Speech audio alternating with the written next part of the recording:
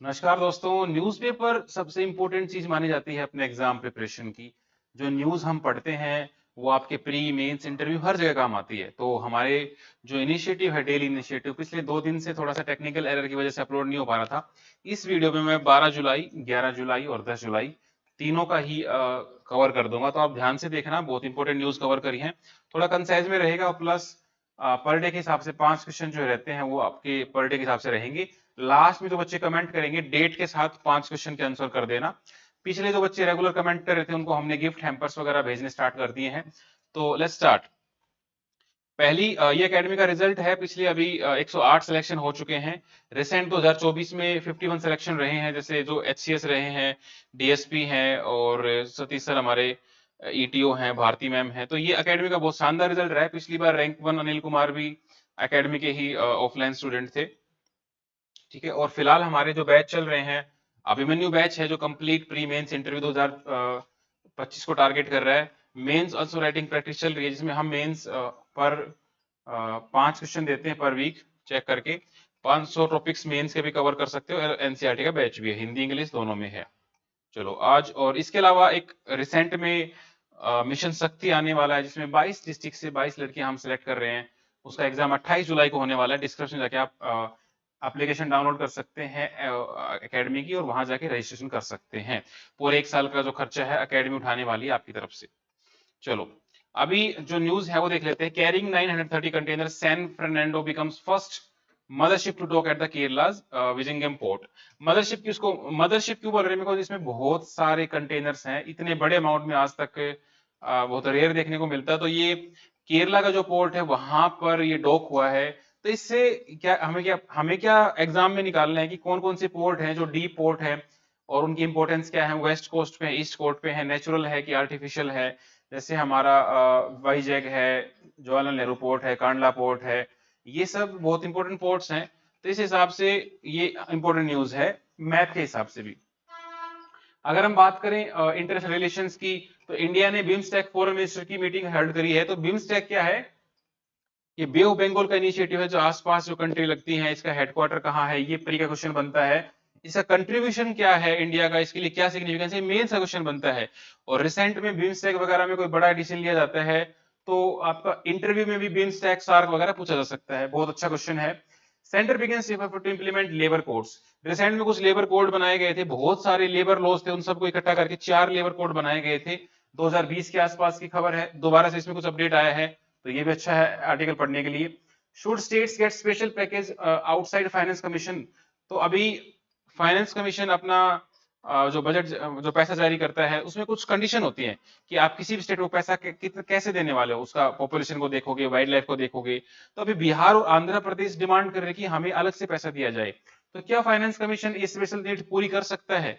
अगर इन दो को दे दिया तो क्या और नहीं मांगेंगे? तो ये एक अच्छा क्वेश्चन है पॉलिटी का। हीट डोम।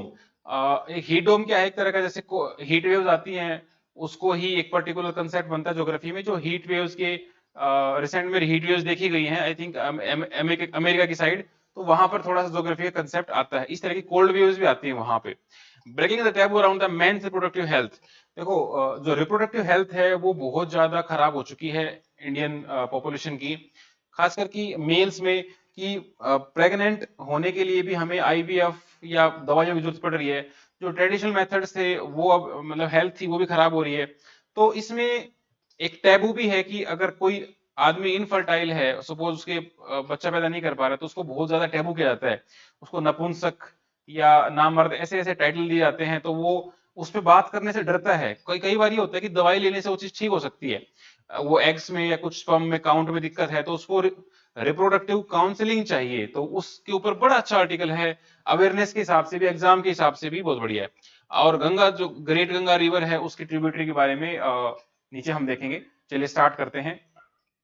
पहला है कि देखो ये जो आया है न्यूज की, चाइना की कोई मदरशिप है यहाँ पर इंडिया के पोर्ट में आके, ये सी पोर्ट में आई है। तो हमारा जो विजंगम है इंडिया का first deep water container transshipment port है। तो आप देख रहे हो कितने कितनी बड़ी मतलब ये शिप है। तो इंडिया इस लेवल को टैकल कर पा रहा है, इसका मतलब इंडिया के लिए ग्रेट अचीवमेंट है। पहले इंडिया के पास इतनी बड़ी शिप को डॉक करने की कैपेसिटी नहीं होती थी। तो मदरशिप होती क्या है, जो एक लार्ज, वैसे एक नाम से पता लग रहा है, मदर मतलब उन सब की माँ है, तो बहुत बड़ा कुछ रहा होगा। तो इसमें सिर्फ सीखने का इतना ही है, ये पोर्ट कहाँ पे है, ये केरला में है, ये पता रहना चाहिए। यहाँ पर लोकेशन है बिल्कुल त्रिवेंद्रम के आसपास, तो ये आपको पता रहना चाहिए, ठीक है। यूनिक डेप्थ है, वर्सेटाइल पर्पस है, ज्यादा इसमें डेप्थ में जाने की जरूरत नहीं है, ये आर्टिकल इतना ही डिजर्व करता है। अगला देखते हैं कि इंडिया होस्ट किया है, तो इसमें देखो इसमें बिम्स्टेक के जो मेंबर्स हैं उन लोगों ने एक नया मुद्दा उठाया है, जो ऑनगोइंग क्राइसिस है म्यांमार में। म्यांमार में इशू क्या हुआ था कि वहां पे रोहिंग्या जो मुस्लिम है उनको बाहर निकाल दिया था, उनको अपना देश का सिटीजन वो मानते नहीं थे। और रिसेंट में वहां इलेक्शन हुए 2021 में, तो जो इलेक्टेड बॉडी निकल के आई उसको ना मानते हुए मिलिट्री ने तख्ता पलट कर दिया था, मिलिट्री कू कर दिया था। वहां जो फाइनेंस मिनिस्टर बनने, जो फॉरेन अफेयर मिनिस्टर बनने वाली थी ओंग सासू की, तो उनको हाउस अरेस्ट में डाल दिया।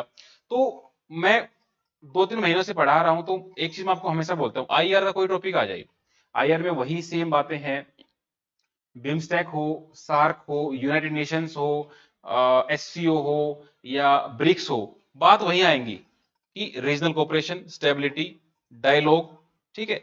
चेंज क्या होगा कि हेडक्वार्टर चेंज हो जाएगा, मेंबर चेंज हो जाएंगे, लेकिन जो एसेंस है ना, न्यू एनर्जी, रिसोर्सेज, कमिटमेंट, अभी 2024 चल रहा है, तो मुद्दे क्या होंगे, migration, population, climate change, refugee, energy, green energy, electric energy, ये सब मुद्दे रहेंगे। तो इनके ऊपर हम ज्यादा डेप्थ में ना जाके, इसकी जो फैक्चुअल नॉलेज है कि भाई बीमस्टेक का हेडक्वार्टर का है, कौन कौन मेंबर है, इनकी जो बातें हैं वो तो सेम ही रही, connectivity, trade, business collaboration, space, infrastructure, ठीक है, ये सब रहेंगे। इंडिया की जो पॉलिसीज हैं, neighbourhood first policy, act east policy या सागर विजन है, उसके साथ अलाइन करना हम चाहते हैं। तो ये 1997 में एस्टेब्लिश हुआ था बीमस्टेक, और 5 एशिया से हैं और 2 साउथ ईस्ट एशिया से हैं। हेडक्वार्टर ढाका में, इतना ध्यान रखना, इसका हेडक्वार्टर ढाका में है, सार्क का हेडक्वार्टर नेपाल में काठमांडू में, इतना ही डाउट आता है बस, ठीक है।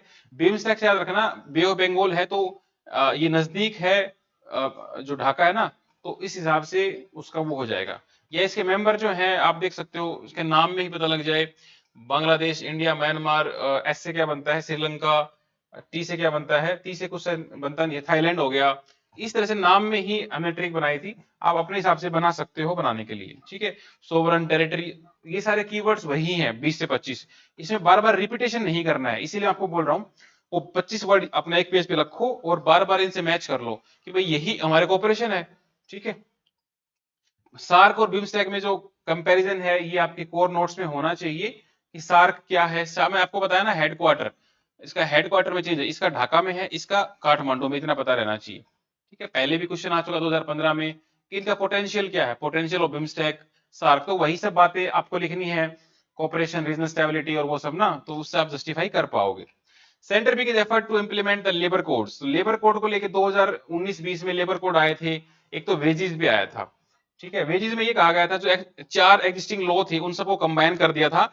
इसका मेन पर्पस क्या था कि जो वेजेस और बोनस है उनको हम काउंट करें, और जो फ्लोर वेज है कि भाई इससे नीचे तो नहीं जाएंगे, वो सब उसका पर्पस था। दूसरा इंडस्ट्रियल रिलेशन कोड, कि भाई जो लीगल स्ट्राइक होती है या रीस्किलिंग है, तो इंडस्ट्री जो लेबर है उसके रिगार्डिंग ये बात करता था।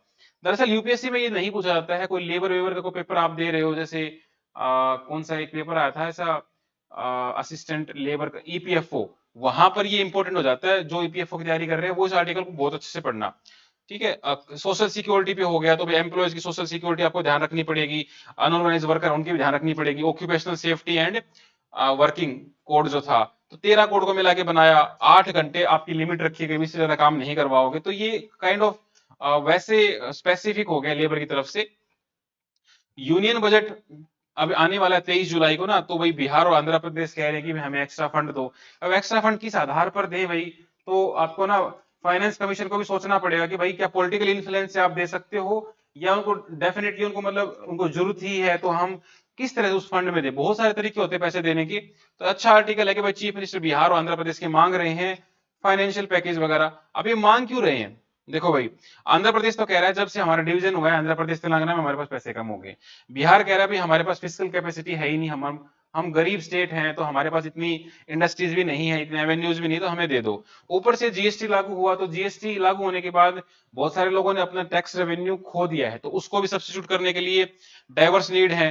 पॉलिटिकल इन्फ्लुएंस भी है भाई, पॉलिटिकल इन्फ्लुएंस, जिसकी सेंटर में गवर्नमेंट रहती है, अगर स्टेट गवर्नमेंट में वही गवर्नमेंट उसी पार्टी की है, तो भाई डबल इंजन सरकार करके काम चलता है। अभी बिहार जैसे, बिहार ने सपोर्ट दिया है, बिहार के चीफ मिनिस्टर ने, तो इसी नीतीश कुमार ने, तो उस हिसाब से वो इन्फ्लुएंस दिखा रहे हैं। ये दोनों क्यों मांग रहे हैं? बिकॉज दोनों ने सपोर्ट किया है सेंटर में ना, इस हिसाब से बहुत पॉलिटिकली भी कुछ चीजें हैं, बट हमारे आंसर में पॉलिटिकल बायसेस नहीं दिखनी चाहिए, ये आपको ध्यान रखना पड़ेगा। तो देखने लायक होगा कि वो किस हिसाब से वो अभी देंगे। ये देखने को मिला है यूएस के ऊपर से एक हीट वेव्स वगैरह डोम दिखा है, तो इतना बस ध्यान रखना कि एयर कुछ ज्योग्राफिकल फिनोमेना होता है, तो रिसेंट में पूछ सकते हैं कि रिसेंट में कहाँ देखने को मिला था, तो यहाँ से इतना ही हमको पता रहना चाहिए। हीट डोम जैसे पूछा गया था कि भाई ये कहाँ पे हुआ है, ये लो प्रेशर एरिया में होता है या जेट स्ट्रीम में कुछ रोल है, इस तरह के पीवाईक्यू यहाँ से बनाए जाते हैं। ठीक है, आज का जो हमारा एडिटोरियल है ये है मेंस की रिप्रोडक्टिव हेल्थ को लेके। बड़ा ही सेंसिटिव इश्यू है, और पर्सनली आई फील कि ये चीजें डिस्कस होनी चाहिए। तो इसका एड्रेस हमें मेल इनफर्टिलिटी है, जैसे बहुत सारे जो कपल्स हैं वो बच्चा नहीं पैदा कर पाते हैं, तो औरत को ही दोष देते हैं कि भाई वो इनफर्टाइल है, बंजर है, या दूसरी शादी कर लो। मेल मेल का जो ईगो है वो उसको सेटिस्फाई कर ही नहीं पाता है कि भाई मेल भी इनफर्टाइल हो सकता है, उसको लेके बात कर रहा है। तो भाई जो कोजेज हैं, ट्रीटमेंट है, तो ये मुद्दा क्यों आया? बिकॉज 11 जुलाई को वर्ल्ड पॉपुलेशन डे था, तब हमने देखा कि भाई मेन इनफर्टिलिटी एक बहुत बड़ा इशू बन गया है, जिस हिसाब से आईवीएफ सेंटर बढ़ रहे हैं या अडॉप्शन के रूल आ रहे हैं, बच्चे अडॉप्ट कर रहे हैं, तो उस हिसाब से ये बहुत बड़ा इशू है। बिकॉज ये स्टिग्मेटाइज कर दिया है, मतलब इसमें कलंक टाइप का फील होता है कि भाई एक मेल इनफर्टाइल हो ही नहीं सकता, भाई वो भी एक ऑप्शन है, उसको स्टिग्माइज मत करो। इमोशनल साइकोलॉजिकल लेवल पे उसको डिस्ट्रेस दे देते हैं। तो 50% ये बोल रहा है कि main infertility account for the total, जितने भी इनफर्टिलिटी के केस हैं 50% तो मेल के कारण है, लेकिन वुमेन को ही दोष देते हैं कि भाई वो बच्चा नहीं पैदा कर पाई। इवन वुमेन लड़का नहीं पैदा कर पाती तो उस पर भी बोलते हैं कि भाई ये लड़का पैदा नहीं कर सकती। लेकिन अगर आपने साइंस पढ़ी रही होगी तो आपको पता है कि एक्स एक्स होता है वुमेन में, एक्स वाई होता है मेल में। It is the mail who decide कि बेटा हुआ बेटी, बट इस बात को समझते ही नहीं है। तो ये एक स्टैंडर्ड एक्सपीरियंस है भाई, स्पर्म काउंट है, लो स्पर्म काउंट हो गया, एब्सेंस है या मोटिलिटी जो भी है, तो उसको हम जीनोम स्ट्रेस हो सकता है, हार्मोनल इनबैलेंस हो सकता है, उसको हम ट्रीट कर सकते हैं, उसके जैसे diet, sleep pattern, work schedule, है ना, तो ये सारी चीज हम देख सकते हैं और उस हिसाब से सजेस्ट कर सकते हैं। तो अगर से बात ही नहीं होगी तो इसका सोल्यूशन कैसे होगा? भाई मोबाइल फोन, लैपटॉप, तो ये सब भी तो हेल्प हमें, दारू पीना, स्मोकिंग करना, या टाइम से न सोना, बहुत ज्यादा ड्रग्स ले लेना, ये सब कारण भी है, तो हम उसको ट्रीट करना चाहिए। हमें उसको ना डोनर स्पर्म वगैरह को जेनेटिक काउंसिल उसको बोलते हैं, ये बहुत इंपॉर्टेंट है। तो कंक्लूजन में क्या हो, एक ओपन इन्फॉर्म डिसीजन होना चाहिए, अवेयरनेस फैलाओ, सेक्स एजुकेशन फैलाओ, और जो टैबू है ना भाई उसको दूर करो प्लीज। बच्चा नहीं पैदा हो पा रहा है, कोई बात नहीं है, डॉक्टर से हेल्प लीजिए, डॉक्टर से हेल्प नहीं होती है तो देयर अडॉप्शन रूल भी है, कारा एजेंसी, आप अडॉप्ट भी कर सकते हो बच्चे को। तो और साइड में ये फैमिली प्लानिंग का एक अलग से मतलब कुछ डेटा डाला है कि आप इसको इसको भी पढ़ सकते हो, अगर फैमिली प्लानिंग के बारे में थोड़ा और आपको इंटरेस्ट आए कि वो कैसे फैमिली प्लानिंग होती है, तो ये आर्टिकल नीचे भी है, आर्टिकल से हटके मतलब ये इन्फॉर्मेशन है।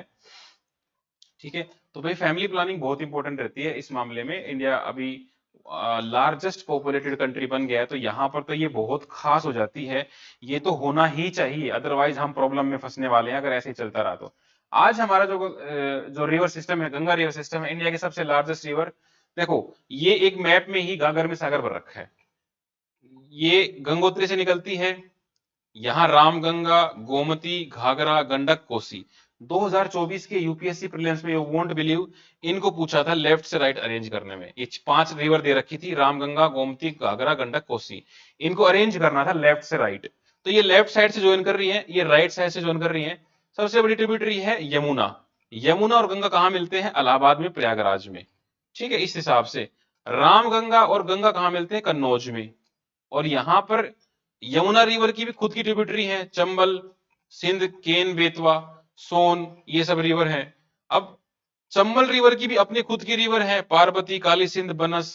तो ये धीरे धीरे अपडेट करना है ना, एक बार में नहीं होंगी, पहले गंगा देखना, फिर यमुना देखना, धीरे धीरे अपडेट कर लेना इनको अपने एटलस में, इनके बारे में थोड़ा थोड़ा इंफॉर्मेशन आप देखोगे तो। और गंगा रिवर जो ऊपर से आती है वो स्टार्टिंग से गंगा नहीं होती है, ऊपर से 2 रिवर आती है, अलकनंदा और भागीरथी। इधर से आई अलकनंदा इधर से भागीरथी, ये देवप्रयाग में मिलती हैं तब जाके गंगा होता है। और ऐसे और भी 3 रिवर हैं, मंदाकिनी, धौलागिरी, तो पंचप्रयाग बोलते हैं। यूट्यूब पे सर्च करना पंचप्रयाग, एक अच्छी सी वीडियो आएगी, उसको देखना, आप समझ जाओगे। ठीक है, तो ये हमारी 5 रिवर थी, मैंने मैप में समझा दिया आपको। तो ये मैप कहीं ना कहीं बना लेना बहुत इंपॉर्टेंट, लंबे समय तक काम आने वाला है। अब इनके बारे में कुछ कुछ फैक्ट डाल, जैसे यमुना रिवर है, यमुना भाई कहां से निकलती है? यमुनोत्री निकलती है, बंदरपूछ नाम की एक पीक है, बंदरपूछ ग्लेशियर ही बोल देते हैं, वहां से ही आती है।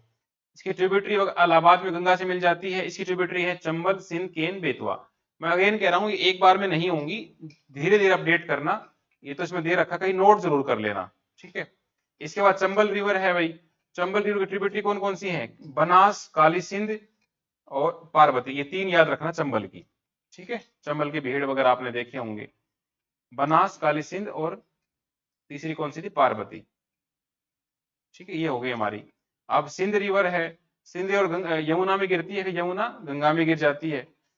ये है हुगली, ये है डिस्ट्रीब्यूटरी, ये सारी है सहायक नदियां, और ये है अलग होने वाली। हुगली नदी गंगा में से अलग होके कलकत्ता में चली जाती है। हुगली नदी पे ही आपको पता है हुगली रिवर पे डैम है ना, हावड़ा डैम, हावड़ा ब्रिज है। इस हिसाब से ये आपने मॉडर्न इंडिया में पढ़ा होगा, the battle of Hooghly river, जिसमें डच और इंग्लिश के बीच में फाइट हुई थी, बैटल ऑफ चिनसूरा वगैरह, ठीक है। किसी ने अगर ये बैटल पहले से सुनी तो कमेंट करके बताना। तो ये केन बेतवा रिवर है, धीरे धीरे हम करेंगे, अभी इसको इतना इंपॉर्टेंट नहीं देते हम, ठीक है। आज के हमारे क्वेश्चन देखते हैं। Which river is known as the sorrow of Bihar, ये आपको बताना है। अगर आपको पता है सोर ऑफ बिहार, सोर ऑफ बंगाल भी आप बता देना, और आप में से कोई बहुत एडवांस हो तो सोर ऑफ चाइना बता देना, ठीक है, वो बहुत कम बच्चों को पता होगा। बीमस्टेक का हेडक्वार्टर आपको बताना है, बीमस्टेक का हेडक्वार्टर हमने ऊपर ही देखा था, ये आप अच्छे से बता सकते हो। इंडिया के 3 आर्टिफिशियल पोर्ट के आपको नाम बताना है, बहुत ध्यान से। आर्टिफिशियल नेचुरल पोर्ट में अक्सर क्वेश्चन आता है, फंसता भी है। तो जीएसटी जो लागू हुआ था, ये कौन से अमेंडमेंट से लागू हुआ था, वो आपको बताना है। 1 जुलाई को लागू हुआ था, लेकिन कौन सा संवैधानिक संशोधन था, वो बताना है। मनरेगा जो एक्ट है, Mahatma Gandhi national rural employment guarantee, ये कौन से साल में एनेक्ट हुआ था? तो ये सब आपको 5 क्वेश्चन डेट के साथ बताने हैं, बिकॉज ये 12 जुलाई का था। अब मैं निकालता हूं 11 जुलाई का। आज थोड़ा सा हम कंसाइज कर रहे हैं, तो एक ही वीडियो में रहेगा, ठीक है। ये 11 जुलाई का है हमारा। अगेन वही एकेडमिक इंफॉर्मेशन है स्टार्टिंग में। तो देखो, फर्स्ट पेज पे है, divorce Muslim women entitle to maintain under secular statute. Supreme court ने कहा कि जो मुस्लिम महिलाएं हैं, अगर उनका डाइवोर्स होता है तो उनको भी अपने पति से मेंटेनेंस लेने का उतना ही अधिकार है जितने हिंदू वुमेन को। क्योंकि हमारे देश में जो क्रिमिनल लॉज हैं वो तो बराबर हैं, लेकिन सिविल कोड अलग अलग हैं। लेकिन सुप्रीम कोर्ट ने बोल दिया कि भाई सीआरपीसी के तहत आता है तो आपको उतना ही अधिकार है। एक अच्छा एक्ट है वुमेन एम्पावरमेंट की तरफ, अच्छा डिसीजन है। रशिया और इंडिया की एग्रीमेंट हुआ है, नेशनल करेंसी में वो एक्सचेंज करेंगे। अभी हमारे प्राइम मिनिस्टर रशिया के दौरे पे हैं, तो वहां पर काफी चीज साइन करी है, डेली आर्टिकल आ रहा है, तो अच्छे से पढ़ना। अब देखो इसमें मुद्दे क्या है, मैं पहले बता देता हूं कि रशिया और इंडिया बहुत बड़े लंबे समय से अच्छे पार्टनर हैं, ऑल टाइम वेदर पार्टनर बोलते हैं। रशिया ने हमेशा साथ दिया हमारा। अब इनके साथ हम ट्रेड करते हैं, डिफेंस में खरीदते हैं। अभी कुछ टाइम से यूक्रेन रशिया का वॉर चल रहा है, तो इंडिया यूक्रेन रशिया को इंडिया रशिया को क्रिटिसाइज नहीं कर रहा है। ये चीज और देशों को पसंद नहीं आ रही है, क्योंकि हमारा लार्जेस्ट ट्रेडिंग पार्टनर है, हम उनसे करेंसी एक्सचेंज कर रहे हैं, डिफेंस में कुछ ले रहे हैं। हमारी जो एयरक्राफ्ट कैरियर है, हमारे हेलीकॉप्टर्स हैं, हम रशिया से लेते हैं, पेट्रोल लेते हैं। इस चीज को लेके अच्छा खासा हम अब नेशनल करेंसी में डील करेंगे, मतलब हमें डॉलर की जरूरत नहीं है, हम उनके रशियन करेंसी और हमारी इंडियन करेंसी में डील करेंगे। तो एक अच्छा संकेत है। Why is India drilling a 6 kilometre deep hole in the Maharashtra? Maharashtra में जो कोयना रिवर है उसके आसपास 6 किलोमीटर लंबा हम डीप ड्रिलिंग कर रहे हैं। जानेंगे इंडिया से क्यों कर रहा है। Saving the stars, power of attorney, छोटे से छोटे छोटे हैं एनवायरमेंट का, और इसको हम अंदर जाके ही देखेंगे। और हमारा जो एडिटोरियल है वो डेमोग्राफिक जर्नी को लेके है, कि हमारी डेमोग्राफिक जर्नी कैसी रही है। डेमोग्राफिक मतलब इंडिया की जो पॉपुलेशन है वो किस हिसाब से बढ़ी है और क्या उसके फायदे नुकसान हो सकते हैं। और हमारा जो मैपिंग में टॉपिक है वो लेक्स के टॉपिक है। देखो, सुप्रीम कोर्ट ने बोला कि डाइवोर्स वुमेन है उसको भाई मेंटेनेंस लेने का अधिकार है, सेक्शन 125 सीआरपीसी। तो इसका फायदा क्या है? एक तो लीगल स्टैंडिंग होगी, अब उनको भाई कोर्ट ने फैसला दे दिया है तो उनको मजबूर होना पड़ेगा देने के लिए, वो मना नहीं कर सकते। ठीक है, तो कोर्ट का रूल आ गया है। मेंटेनेंस उसको देनी पड़ेगी, बच्चों को भी, या जो पेरेंट्स हैं अपने आप को मेंटेन नहीं कर सकते उस ऑर्डर के तहत वो ले सकते हैं। डाइवोर्स वुमेन ने दोबारा से शादी नहीं करी है वो इसके लिए अलाउ है, या उनके बच्चे भी हैं, छोटे बच्चे हैं, तो वो उनके लिए वो ले सकती है। मजिस्ट्रेट ने ऑर्डर दे दिया है कि भाई ये होना चाहिए, तो ये एलिजिबल पर्सन को देना पड़ेगा, मंथली अलाउंस देना पड़ेगा।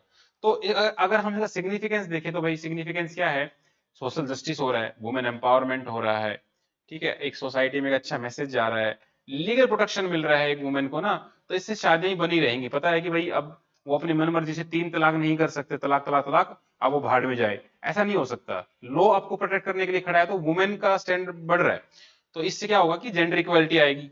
तो इससे क्या होगा, जो डेस्टिट्यूशन है, मतलब वो बेचारी दर दर की ठोकरें खाती थी, वो बंद हो जाएगा। और सेक्युलर भी तो आ गया है, हिंदू मुस्लिम दोनों अलग अलग भले ही हो धर्म, लेकिन सेक्युलरिटी यहाँ पर तो आती है। हमारे कंट्री का कोई धर्म नहीं है ऑफिशियल, तो हम उसमें भेदभाव कैसे कर सकते हैं। इसके लिए अलग से एक कानून बनाया था, Muslim women protection of rights on divorce act 1986। तो उसका भी ये एक तरह से इंप्लीमेंटेशन ही है। उस एक्ट के कुछ प्रोविजन होते हैं कि भाई जो इद्दत पीरियड होता है ना, जब डाइवोर्स अनाउंस करने और होने के बीच में जो पीरियड होता है, वो आपको पैसा देना पड़ेगा। पोस्ट इद्दत भी अगर वुमेन अलाउ मांगती है, वो मजबूर है, तो भी देना पड़ेगा। जो महर है, मतलब शादी करते टाइम कुछ दहेज वगैरह लिया होगा, पैसा के लेन देन, वो भी आपको लुटाना पड़ेगा। तो ये तो पर्टिकुलर उसके नियम है, लॉ के स्टूडेंट है वो पढ़ लें, अदरवाइज हमको तो इतना इंपॉर्टेंट नहीं लगता है। और इसमें क्रिटिसिज्म यही है कि भाई इससे क्या होगा कि आप कैसे उसको जस्टिफाई करोगे, ऑन पेपर तो कुछ हुआ नहीं है, ऊपर से वक्फ बोर्ड भी है, लिमिटेड स्कोप है, तो मतलब क्रिटिसिज्म तो हमेशा होते ही रहते हैं कि भाई सारी वुमेन पढ़ी लिखी नहीं होती, लेकिन एक तरह से ये पॉजिटिव स्टेप हम देख सकते हैं। 2019 में क्वेश्चन आया था कि which article of the constitution of the India safeguard one's right to marry the person of one's choice। हमारी आजादी है, हम अपने पर्सन किसी मनपसंद आदमी से शादी कर सकते हैं। तो आर्टिकल इसकी 21 है, आर्टिकल 21 में क्या है, राइट टू लाइफ। तो राइट टू लाइफ है, तो जीवन जीने का एक पार्ट ही तो है अपनी मन मर्जी से शादी करना, तो ये उसके अंदर कवर हो रहा था। अब अगेन आईआर का आ गया है कि इंडिया और रशिया ने फैसला किया है कि हम अपनी नेशनल करेंसी में एक्सचेंज करेंगे। तो इस पूरे आर्टिकल का जो क्रक्स है वो क्या है, एक तो हम इकोनॉमिक टाइज अपनी डीपन कर लेंगे, जियोपॉलिटिकल इश्यूज भी बात करेंगे, और यूक्रेन वाले मुद्दे भी बात करेंगे, क्योंकि एक ऐसा ट्रायंगल फंस गया है, चाइना, रशिया और इंडिया का। अब चाइना इंडिया का एक तरह से काउंटर है। अब रशिया इंडिया का बहुत अच्छा फ्रेंड है, लेकिन इंडिया ने क्या किया है, यूएस के साथ भी रिलेशन मेंटेन करने हैं, उनके साथ भी हमने न्यूक्लियर डील साइन कर रखी है, कोमकासा, लेमो वगैरह। अब रशिया क्या चाहता है कि भाई इंडिया और यूएस फ्रेंड हो गए, लेकिन रशिया और यूएस भी आपस में अपोजिट हैं, तो उन्होंने चाइना के साथ संबंध बनाना स्टार्ट कर दिया। अब इंडिया को डर लग रहा है कि चाइना हमारा दुश्मन है, दुश्मन क्या मतलब एक तरह से सांप है, आस्तीन का सांप। तो रशिया ने थोड़ा थोड़ा चाइना की तरफ डिपेंडेंसी बढ़ानी स्टार्ट कर दी, तो अब दोबारा से इंडिया रशिया की तरफ डिपेंडेंसी अपनी बढ़ा रहा है, अपने टाइज डीपन कर रहा है। तो एक बात याद रखना, there are no permanent friends, no permanent enemy in this world, there are only permanent interest. जब तक हमारे इंटरेस्ट बने रहेंगे, दोस्ती बनी रहेगी। ठीक है, चलो भाई। तो देखो, रशिया की जो फ्रेंडशिप है चाइना के साथ, वो इंडिया को कंसर्न नहीं करना चाहिए, ये उन्होंने बोल दिया कि हम चाइना के साथ संबंध बढ़ाएंगे, आपको प्रॉब्लम नहीं होना चाहिए। भले ही Russia fourth largest trading partner है इंडिया का, तो हम दोनों के साथ ट्रेड बैलेंस करेंगे। अब इसका सिग्निफिकेंस क्या है, इंडिया और रशिया की जो रिलेशन है, तो एक तो जियोपॉलिटिकल टाइज है, क्योंकि जब भी यूएन में वोटिंग होती है, यूएनएससी जो काउंसिल है, उसकी परमानेंट सीट के लिए हमेशा रशिया हमारे साथ खड़ा है। ठीक है, जब भी कोई वोटिंग होती है चाइनीज एग्रेशन कश्मीर के बारे में, वहां रशिया हमारा सपोर्ट करता है। ठीक है, चाइना को काउंटर बैलेंस करने में रशिया हमारा साथ देगा। डिफेंस की बात करें तो भाई इंडिया सबसे ज्यादा डिफेंस के इक्विपमेंट रशिया से खरीदता है। हमारी जो मिसाइल है ब्रह्मोस, वो रशिया से आई है, रशिया ने बनवाई है। हमारा जो एयरक्राफ्ट कैरियर था, वो उन्होंने बनवाया है। 1971 बांग्लादेश वॉर, रशिया हमारे साथ खड़ा था, तो हम उसको छोड़ नहीं सकते। इकोनॉमिकल देखें तो भाई लार्जेस्ट अमाउंट में ऑयल हम वहां से ले रहे हैं। स्ट्रेटेजिक देख लो भाई, चाहे इंडिया चाइना, और हर जगह रशिया हमारे बैलेंस में कर रहा है। लेकिन चैलेंज क्या आते हैं कि इंडिया और यूएस की रिलेशन है ना, वहां फंस जाती है बात। यूएस की और रशिया की बनती नहीं है, ठीक है, लेकिन इंडिया दोनों का फ्रेंड है, is a common friend of Russia and US also. तो हमने 2008 में न्यूक्लियर डील साइन कर रखी है यूएस से, और ऊपर से जो इंडिया यूएस के एग्रीमेंट्स हैं, लेमोआ, कोमकासा, बेका, ये सारे हमने साइन कर रखे हैं। तो इन दोनों को बैलेंस कैसे है, दोनों को बैलेंस कैसे कर सकते हो, एक बेस्ट फ्रेंड है और एक बॉयफ्रेंड हो गया, इस तरह से है। तो वर्ल्ड ऑर्डर में बैलेंस बनाना बहुत टेढ़ी खीर है, इसी को बोलते हैं डिप्लोमेसी।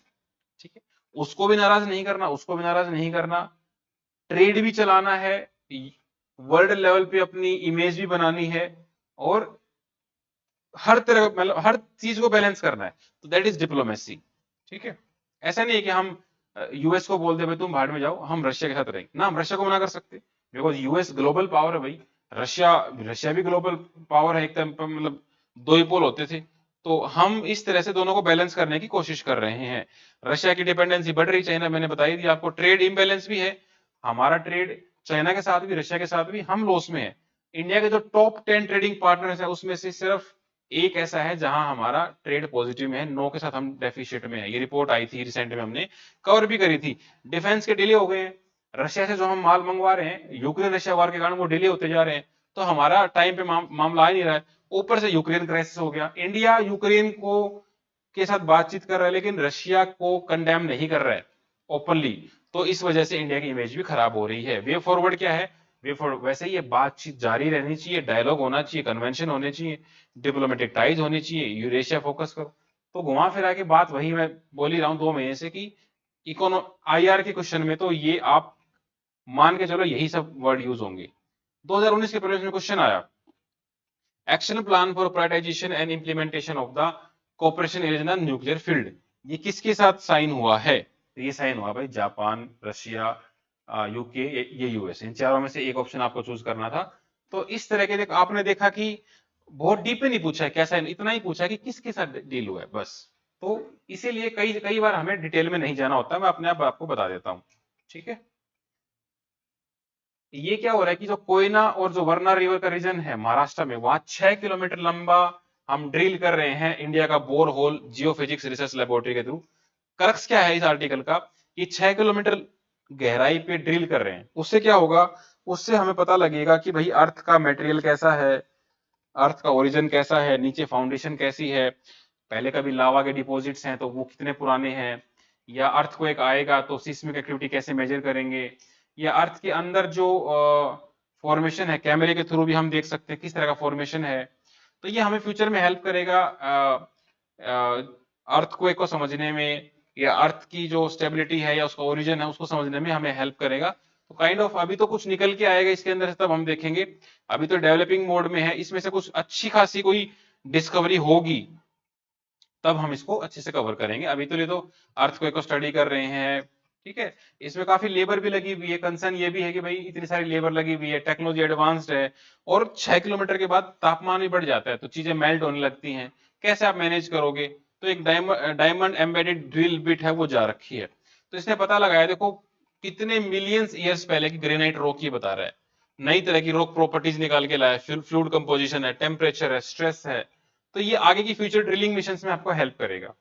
ठीक है, ताकि हम अर्थ को बेहतर समझ पाए और हम अच्छी बड़ी और ग्रैंड बिल्डिंग बना पाए, इसका पर्पज यही है। एनवायरमेंट में हम देखें, this is one of the famous turtle of India, star tortoise. इसकी जो इस टोटोइज की जो कछुए की जो शेल होती है इसके ऊपर ऐसे स्टार बने रहते हैं, खासकर उड़ीसा की तरफ मिलता ज्यादा ये। तो ये मोस्टली स्मगल करते हैं इंडिया से, तो मलेशिया में 200 स्मगल्ड ऐसे स्टार टोटोइज पकड़े हैं, और इसमें मेन रोल किसका रहा है, वाइल्ड लाइफ ट्रेड कोई एनजीओ है ट्रैफिक। 2016 या 17 में क्वेश्चन आया था यूपीएससी प्री में ट्रैफिक के बारे में कि कोई ट्रैफिक है क्या चीज है, ये एनजीओ है या इंटर गवर्नमेंटल बॉडी है या क्या है। तो ये न्यूज में रहती है तो यहीं से क्वेश्चन उठाते हैं, ये आपको पता रहना चाहिए।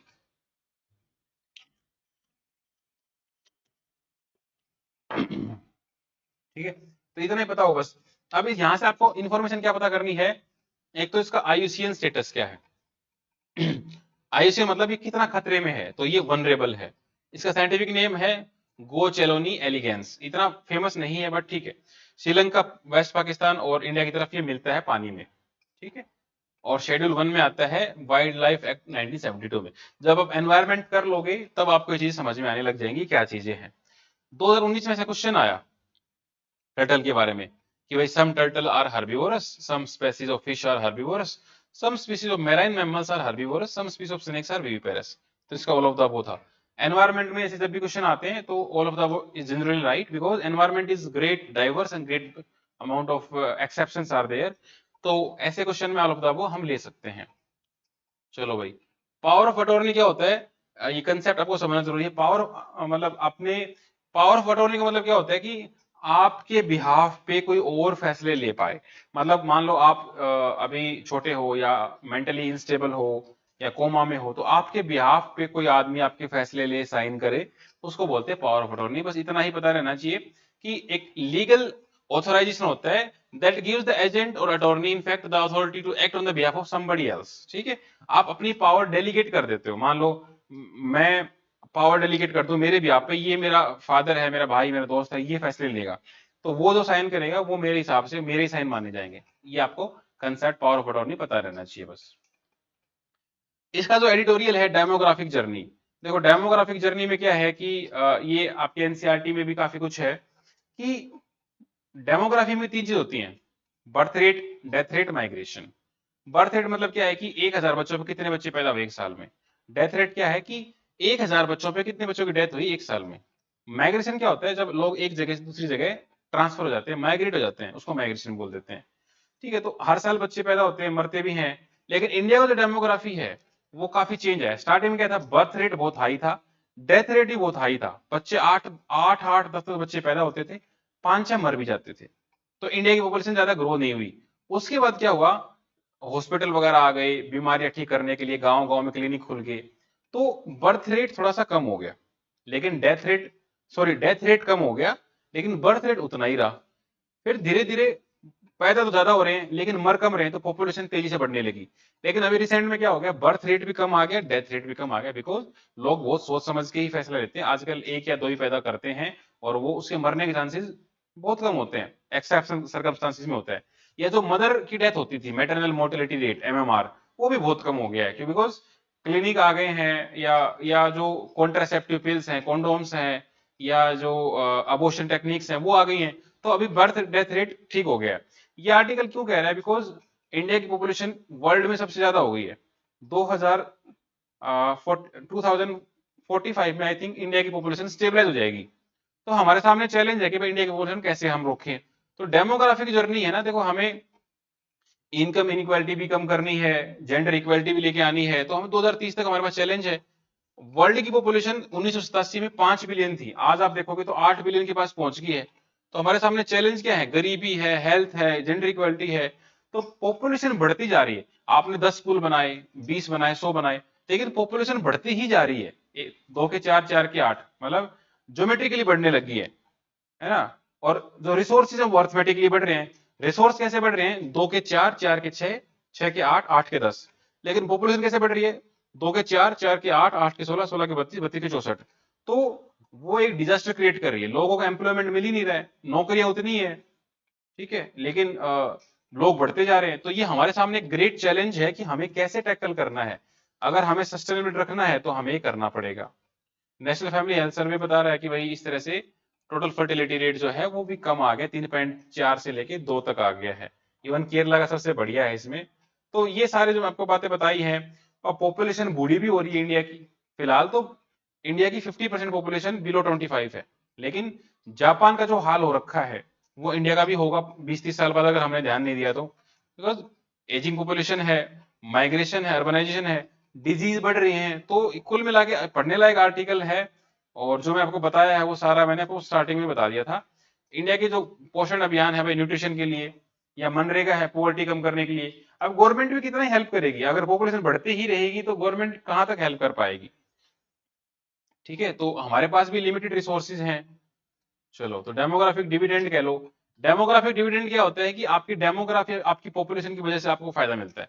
इंडिया में lots and lots of young people है काम करने के लिए, तो हमारे पास ये एक एसेट है। अगर हमने इस पॉपुलेशन को स्किल नहीं दी तो ये डेमोग्राफिक डिविडेंड से डेमोग्राफिक डिजास्टर बनते देर नहीं लगेगी। हमें इनको इनको स्किल देनी पड़ेगी। इसीलिए गवर्नमेंट ऑफ इंडिया ने स्किल इंडिया लॉन्च किया है, मेक इन इंडिया लॉन्च किया है, ताकि इस पॉपुलेशन को हम कहीं यूज कर पाए। वर्किंग एज पॉपुलेशन क्या होती है? करीबन 20 से 59 नहीं, मतलब ये 15 से 59 होती है। ये अलग तरीके से बोल रहा है, ठीक है। तो भाई फायदे क्या? हमारे पास लेबर है, कैपिटल है, इकोनॉमिक ग्रोथ हमको करनी है, ठीक है, अब बूस्ट करना है। तो फीमेल है, फीमेल को भी 50% पार्टिसिपेट करना चाहिए। लेकिन चैलेंज क्या आ रहा है भाई, जॉब्स क्रिएशन नहीं है, क्वालिटी ऑफ एजुकेशन नहीं है, स्किल ही नहीं है, पुअर हेल्थ है, वो हेल्थ इतनी कमजोर है, बार बार बीमार पड़ जा रहे हैं, काम कोई कर ही नहीं पा रहा है, सोशल कल्चरल बैरियर्स हैं भाई, कोई गांव से बाहर नहीं निकलना चाहता, कोई वुमेन्स को बाहर नहीं जाने देता। तो इस तरह के कई बैरियर्स भी हैं। तो हमको इन सब से ऊपर उठ के इंडिया को अगर डेवलप करना है, तो यही सब हम चैलेंज हमको एड्रेस करने पड़ेंगे, अदरवाइज हम इंडिया सुपर पावर नहीं बन पाएगा। ठीक है, मैपिंग देखते हैं। ये आर्टिकल आप अच्छे से एक बार पढ़ भी लेना, थोड़ा सा इंटरेस्ट आए तो। मैं थोड़ा सा ओवरव्यू ले रहा हूं बिकॉज हमें सारा टाइम बाउंड में कवर करना है। मैपिंग देखते हैं हम, लेक्स हम देख ही रहे थे, ठीक है। तो आर्टिफिशियल लेक देखते हैं इस में ना। तो जो फेमस फेमस आर्टिफिशियल लेक्स हैं, भोजताल लेक मध्य प्रदेश में है, इसको Bhojtal formerly known as upper lake. Gobind Sagar है, ये हिमाचल प्रदेश में है। ये कैसे बनी थी, बिकॉज ऑफ भाखड़ा डैम बनाया था, उसकी वजह से ये क्रिएट हुई थी। जो जैसमंद लेक है राजस्थान में है, डेबर लेक भी बोलते हैं, ये second largest manmade fresh water lake है इंडिया की। हुसैन सागर ये तेलंगाना में, हुसैन सागर ये 1563 में बनाया गया था, इसको इब्राहिम कुली कुतुब शाह के द्वारा। ठीक है, फिर आता है क्रेटर लेक। क्रेटर लेक क्या होता है कि कभी कोई वोल्केनो फट गया या बाहर से कोई एस्ट्रॉइड आ गया तो एक तरह गड्ढा बन जाता है नेचुरली। तो क्रेटर लेक में हम देखें तो हमारे पास इंडिया में भाई लोनार लेक है। तो लोनार लेक बहुत फेमस है। लोनार लेक का पानी ऐसे गुलाबी हो जाता है कई बार किस समय में, तो वो आपको ध्यान रखना है। इसके 5 क्वेश्चन हम देख रहे हैं। Why colour of Lonar lake in Maharashtra turns pink sometime. उसका कलर पीछे कुछ समय पहले पिंक हो गया था, आपको ये बताना कारण क्या है। दूसरा क्वेश्चन कह रहा है कि हु अपॉइंट द जजेस ऑफ सुप्रीम कोर्ट। ये किसके द्वारा अपॉइंट की जाते हैं। थोड़ा सा कंफ्यूजन होगा आपको कि जो सिस्टम आता है इनका आपस में ही ना, कोलिजन सिस्टम, तो यहां थोड़ा कंफ्यूजन आएगा। Name the 2 lakes which are artificially created. ऐसे 2 लेक के नाम बताने जो आर्टिफिशियली क्रिएट की गई हैं। Name the highest waterfall of India. ये मैंने शायद पहले भी डिस्कस किया था, आपको बताना है हाईएस्ट वाटरफॉल कौन सा है और कौन सी रिवर पे है, ये भी बताना है। Name the river on which national water 111 is located.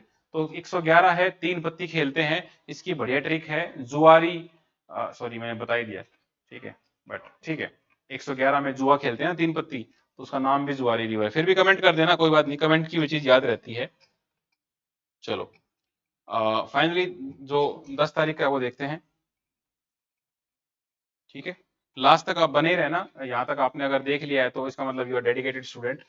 ठीक है, आगे ये रेगुलर आएगा। देखो, इंडिया और रशिया हमने पहले ही पढ़ा कि दोनों के बीच में एग्रीमेंट साइन हुआ है, तो हमें 100 बिलियन का हमें ट्रेड करना है। अभी हम फिलहाल कुछ 60 से 65 बिलियन के आसपास हम ट्रेड कर रहे हैं। हमारा टारगेट है कि हम 100 बिलियन तक पहुंचा दें भाई, ठीक है, कोई दिक्कत नहीं है। Shape of the manufacturing 3.0 Modi. अब मोदी 3.0 मतलब तीसरी बार सरकार आई है, तो मैन्युफैक्चरिंग सेक्टर को कैसे बूस्ट करना है, ये आर्टिकल उसके बारे में बात कर रहा है। The इनेट limitation for executing ICT. ICT क्या है, initiative for the critical emerging technology. तो यहाँ पर यूएस और इंडिया के बीच में आईसीटी साइन हुआ था, तो वहां पर टेक्नोलॉजी वगैरह ट्रांसफर नहीं कर रहे हैं, ये उसके रिगार्डिंग इशू आया है। What is the draft digital competition bill. अभी एक ड्राफ्ट आया है कंपटीशन बिल। कंपटीशन कहाँ पे, डिजिटल मार्केट में।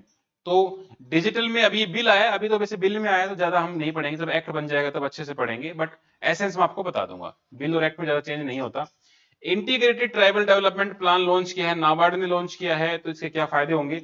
नाम से पता लग रहा है ट्राइबल डेवलपमेंट है, तो ट्राइबल की एजुकेशन हेल्थ पार्टिसिपेशन के ऊपर ही होगा, बाकी डिटेल हम देखेंगे।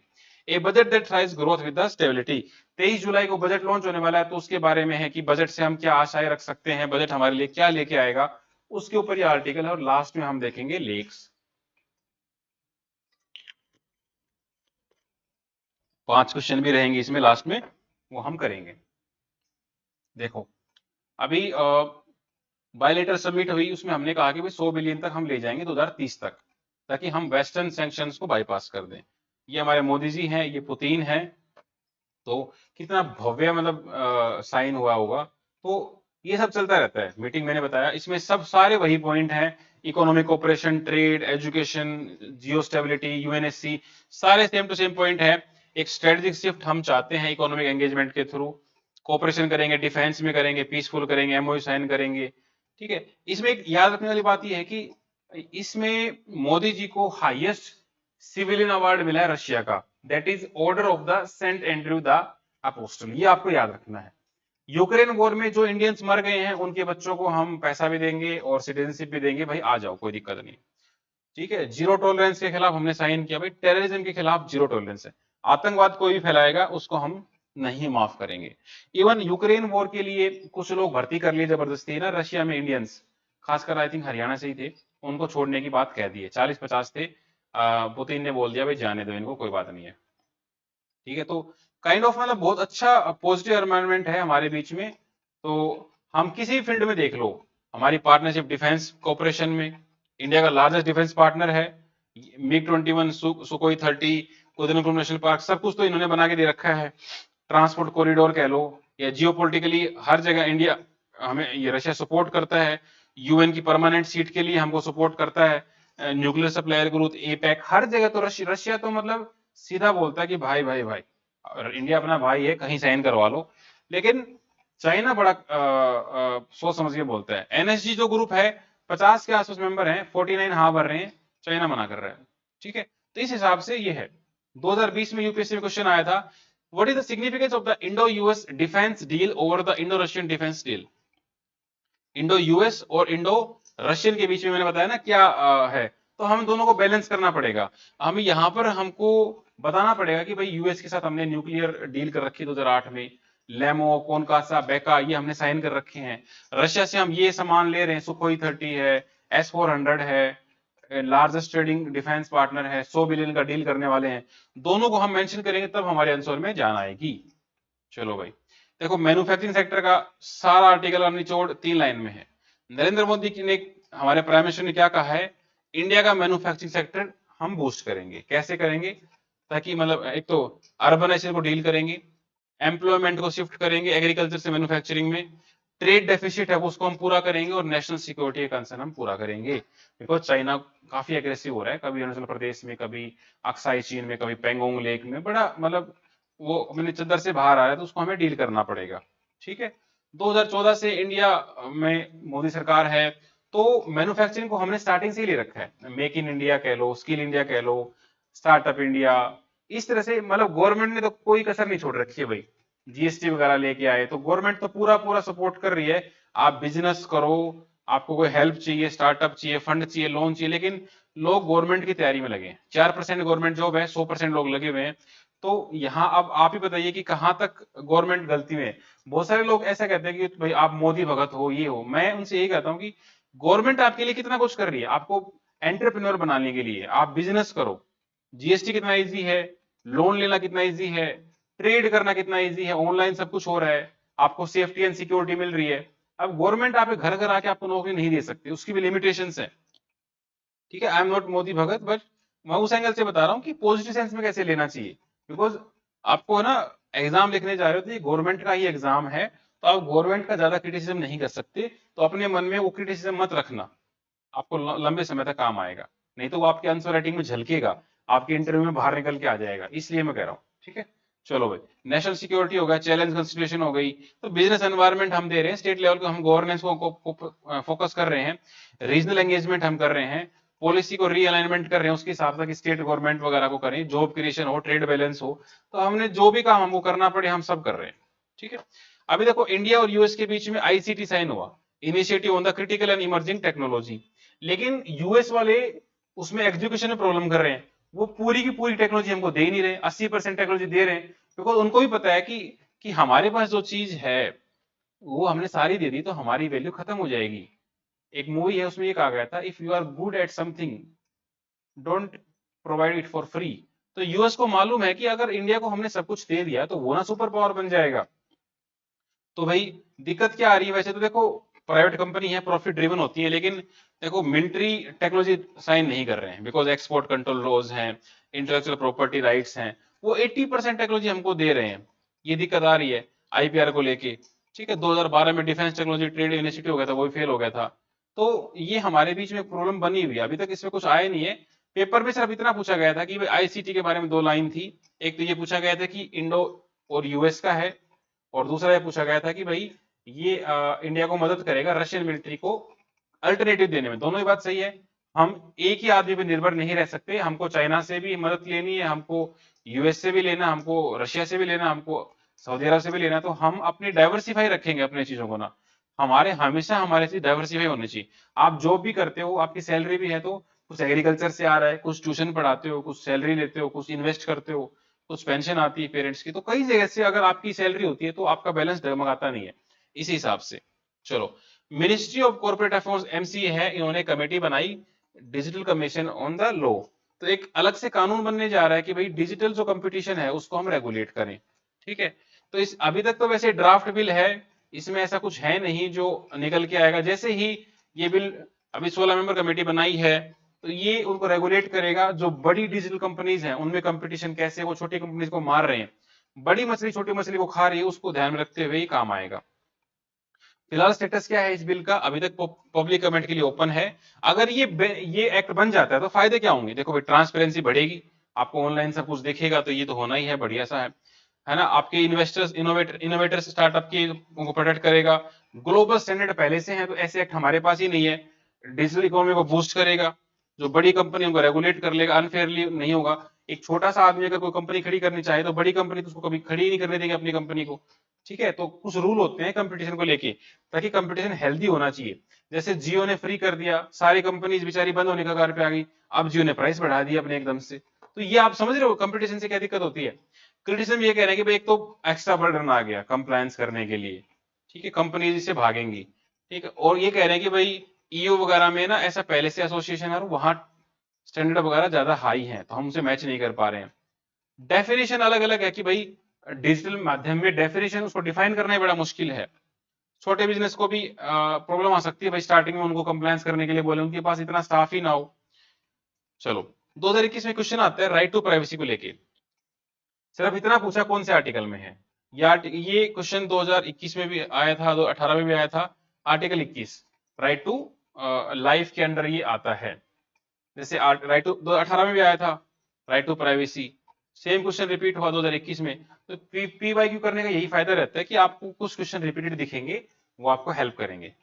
चलो भाई, नाबार्ड जो है, नाबार्ड क्या है, national bank for the agriculture and rural development. इसका मेन काम क्या है कि रूरल एरिया में जो बॉडी काम कर रही है उनको लोन देना है। तो ये कोलम जो है, कोलम में ये काम करना चाह रहा है इंटीग्रेटेड ट्राइबल डेवलपमेंट प्रोग्राम। ठीक है, तो इसका मेन काम नाम से पता लग रहा है, तो भाई देखो, सस्टेनेबल लाइवलीहुड होगा, उनको ट्रांसफॉर्म कर देंगे, एग्रीकल्चर क्रॉप कर देंगे, उनकी हेल्थ, उनकी एजुकेशन, ट्राइबल्स को हम मेन स्ट्रीम में लेके आए, वही सब बात चल रही है। ठीक है, आप भाई पोल्ट्री कराओ, बी कीपिंग कराओ, सिर्फ एग्रीकल्चर पर डिपेंडेंट ना रहो, जो अदर एक्टिविटीज है वो भी आप कराओ। ट्राइबल की फार्मर प्रोड्यूसर कंपनी बनाओ, एफपीओ बनाओ, आपस में वो लोन दे पाए। जो लोकल कम्युनिटी उनको एम्पावर करो, लीडर बनाओ, वाटर रिसोर्स दो, अवेयरनेस फैलाओ, सैनिटेशन दो। ठीक है, मार्केट ब्रांडिंग में उनको हेल्प करो, बिकॉज उनके पास मार्केटिंग का फंड है नहीं, तो ट्राइफेड जो है गवर्नमेंट की ऑर्गेनाइजेशन, वो हेल्प करती है। स्किल डेवलपमेंट दो।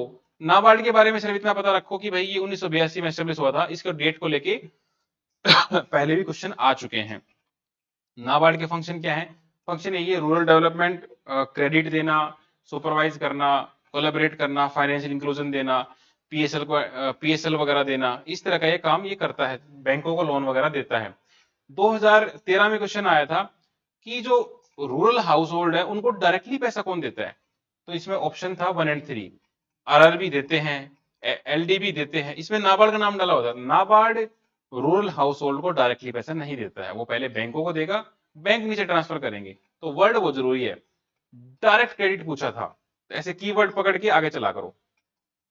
आज का जो एडिटोरियल है, इसमें इसमें क्या कहा गया है, बजट के बारे में कहा गया। बजट आएगा तो हम देखेंगे, लेकिन ये जो बजट है 7 से 8, 7.5% जो ग्रोथ है उसको फॉलो करने की कोशिश कर रहा है। फिस्कल डेफिसिट है वो 3% कम करेगा, इन्वेस्टमेंट है उसको बढ़ाएगा 35% तक, एक्सपोर्ट एम्प्लॉयमेंट चैलेंज है उसको हम कम करेंगे, और जो अपना फिस्कल मैनेजमेंट बिगड़ा हुआ है उसको हम ठीक करने की कोशिश करेंगे, और इंफ्रास्ट्रक्चर को हम डेवलपमेंट करेंगे। दरअसल अभी बजट आया नहीं है, तो इसके ऊपर ज्यादा डिस्कस करना अभी तक बनेगा नहीं। जैसे ही बजट, वैसे तो ये कोर इकोनॉमी है, न्यूज नहीं है ज्यादा। ठीक है, तो आपने इकोनॉमी पढ़ रखी है तो आपको समझ नहीं आएगा, अगर आपने नहीं पढ़ रखी है तो। लेकिन मैं प्रीफर करूंगा कि जब बजट आ जाए तो हम अच्छे से उसके प्रोविजन डिस्कस करेंगे, भाई कहाँ किस किस किस डिपार्टमेंट को कितना दिया है, इसलिए मैं इसको ज्यादा अभी तक नहीं पढ़ा रहा हूँ। ठीक है, लेक वाला सेक्शन में देखते हैं, इसमें है salt water lake. Salt water lake वो है जिनके अंदर बेसिकली सोल्ट है या मिनरल्स है। तो इंडिया में कौन कौन सी है, सांबर लेक है जो राजस्थान की है, ये largest inland salt water lake है। मुगल टाइम से ही इसको सॉल्ट के लिए यूज किया जा रहा था। ये रामसर साइट भी है। रामसर क्या है? एक कन्वेंशन है 1971 में साइन हुआ था। आपको ये बताना है क्वेश्चन में रामसर कहाँ पे है, अच्छे से पढ़ना है इसके बारे में। लोनार लेक है महाराष्ट्र में, क्रेटर है, ये क्रेटर लेक भी है, सोल्टी लेक भी है। चिल्का लेक उड़ीसा में वेरी फेमस, पहली रामसर साइट थी इंडिया की। तो चिल्का एशिया और वर्ल्ड का बिगेस्ट लेगून है। लेगून क्या होता है? जब सी वाटर और अंदर के लेक है उन दोनों में थोड़ा सा गैप हो और सी वाटर अंदर बाहर उसमें जाता रहे, उसको हम लेगून बोल देते हैं। A larger water body is separated from a smaller water body by a barrier, it is known as lagoon। ठीक है, ये भी रामसर साइट में आता है 1981 से। इरावदी डॉल्फिन यहाँ घूमती दिख रही है। इरावदी जो रिवर है वो म्यांमार की रिवर है, लेकिन इरावदी जो डॉल्फिन है वो इधर आसपास भी घूमती हुई दिखाई देती है। ठीक है, कई तरह के डॉल्फिन है वर्ल्ड में। पुलिकेट लेक है आंध्र प्रदेश तमिलनाडु के बाउंड्री पे है। चिल्का लेक के बाद कंट्री की सेकंड लार्जेस्ट ब्रैकिश वाटर यही है। ठीक है, ये आपको ध्यान रखना है। पेंगोंग सो लेक है लद्दाख में, इसके ऊपर लड़ाई चल रही है इंडिया चाइना की। ठीक है, कुछ हमारे नेचुरल लेक भी हैं जैसे डल झील है, इसको ये श्रीनगर में, इसको हम jewel in the crown of Kashmir बोलते हैं। सस्तम कोटा लेक है, ये न्यूज में थी कुछ दिन पहले, केरला में है। ये केरला की लार्जेस्ट फ्रेश वाटर लेक है। ये भी रामसार का पार्ट है। वेम्बनाड लेक है, ये भी केरला का है। ठीक है, नाल सरोवर गुजरात का। ये नाल सरोवर का बर्ड सेंचुरी भी बहुत फेमस है, पता होना ही चाहिए। लार्जेस्ट वेटलैंड और बर्ड सेंचुरी है गुजरात की, बहुत बढ़िया है, विजिट करना चाहिए। ऑक्सबो लेक क्या होती है? ऑक्सबो लेक क्या होता है? कोई रिवर मान लो ऐसे घूम रही टेढ़ी मेढ़ी, मींडरिंग कर रही है, कुछ हिस्सा उसका अलग हो जाता है ऐसे यू शेप में बन के, उसको ऑक्सबो बोल देते हैं। यू शेप का एक कर्व बन जाता है। It is the abundant meander loop of the river channel. तो भाई हमारे पास बिहार में सबसे फेमस ऑक्सबो लेक है, काबरताल लेक, गंगा की ट्रिब्यूटरी है, गंडक उसी से बना है। ठीक है, इसके अलावा ये केरला में है वेंथला लेक। ये दो ही इंपॉर्टेंट है। चलो ये मार्क कर लेना अपने एटलस में। आज के हमारे तो पास 5 क्वेश्चन है। आपको 2 ऑक्सबो लेक के नाम बताने हैं इंडिया में, मैंने ऊपर आपको बताए हैं दोनों बिहार, एक बिहार से था केरला से, नाम लिखने हैं। Where is the Ramsar site? मतलब रामसर जगह कहाँ पे है? ओरिजिनली रामसर नाम की जगह है, वो कहाँ पे है? और किस साल में रामसर कन्वेंशन साइन हुआ था? नाबार्ड कब एस्टेब्लिश हुआ है ये आपको बताना है, कौन से साल में आपको बताया था, वो आपको ईयर बताना है रिकॉल करके। बजट फाइनेंस मिनिस्ट्री किस डिपार्टमेंट द्वारा प्रिपेयर किया जाता है? ये भी पीवाई की क्वेश्चन है। Which lake contains the highest salinity in the world? World की सबसे सोल्टियस्ट लेक आपको बतानी है। तो ये आपके 5 क्वेश्चन थे। आई एक्सपेक्ट कि मेरे जो रेगुलर स्टूडेंट्स हैं वो तीनों दिन का जो कंटेंट है वो तीनों के आंसर करेंगे। सॉरी मैं अपलोड नहीं कर पाया 2 दिन टेक्निकल रीजन की वजह से, बट आपने यहाँ तक पूरा देखा है तो प्लीज कमेंट करना और वीडियो कैसी लगी बताना। Thank you.